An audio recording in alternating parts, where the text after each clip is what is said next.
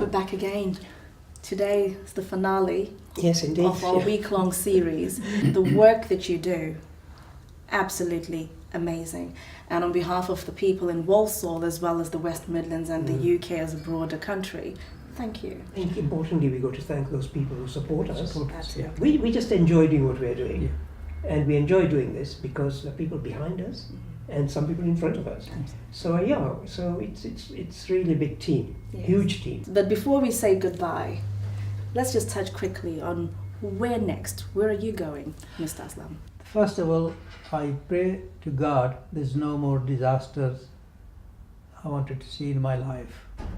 But if there is one, I will be there either tomorrow, day after, or week after. Secondly, if not, then we plan to go in October, November to Pakistan to do the more cataract operations, support the deaf children's, and support the artificial limbs, people who need artificial limbs. So I'm planning to go in October and November. Irrespective of what can happen tomorrow, I believe you still have a lot more trips across the globe. I don't see you stopping anytime soon. And for you, Professor, what next? What does the future hold for you here at the charity? Well, I think we've set up a lot of capital projects now because we've got the limb project, the dental project, the hearing project is coming on, but there's still a lot to be done on the hearing side of things. There's the cleft project, which, as we know, it's probably the best in the world. It's Smile Trained has voted us as the best in the world. So now, having built the hospital that we've talked about in the previous program, now I think importantly we've got to train and teach the staff there. And what my plea basically is to people who are listening is that if you've got a holiday and you want to give some time to make a difference, something that you wanted to do all your life, and certainly if you're a midwife or a newborn baby specialist or a newborn baby nurse, then they can contact us and we will actually sponsor them to go and stay. So it won't cost them anything except they'll have to forego their holiday. But the people who've already been on these working holidays want to go again and again because it's life-changing for them. Forget about the other people at the other end.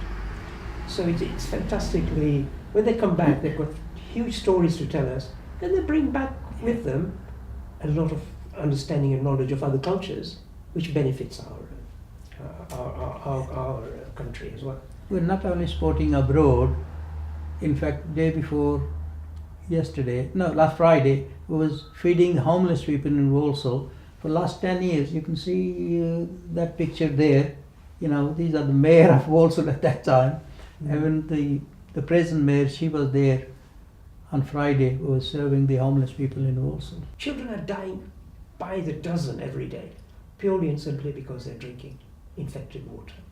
If we can give them clean water through the wells that we've built thousands of wells in South Africa, in Malawi, in Gambia, in Somalia, in Ethiopia, in Afghanistan, in Bangladesh, India, Pakistan, you name it, we've given them wells. Wherever there's a disaster, we've been there. So giving them clean water is probably, I think, a human function that we should do anytime that there's a disaster. But that will continue anyway, as long as we are alive and our brains are working and the body is willing, we'll continue to do it.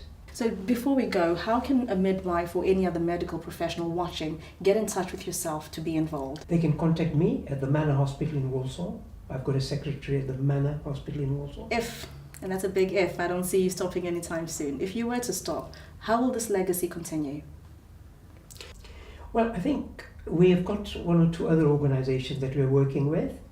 Children of Adam, for example, is a very young organization that we are working with, and they needed some mentoring, so they've traveled with us, and they are very young, dynamic people who are doing fantastic work. For example, they've done a lot of work in Lesbos. They've been there a few times with the Syrian refugees. So we're working with them. So we've got some sort of succession planning. I'm also looking for some youngsters from Walsall. Please do come and join us as a volunteers, see what we are doing, And I'm hoping that I'm 77 now, and what I'm hoping for, that some of the youngsters come along and they can take it up from us. It's been an absolute honor, and I can never say thank you enough for the amazing, incredible work that you're doing all over the world, and especially raising the flag of Walsall, the West Midlands, to the rest of the world. And I hope as people are watching tonight, you'll be inspired, you will get in touch. All the details will be at the bottom of the screen. Thank you for joining us this week, and join us soon when we have another mini-series with some incredible beings within the West Midlands. Good night.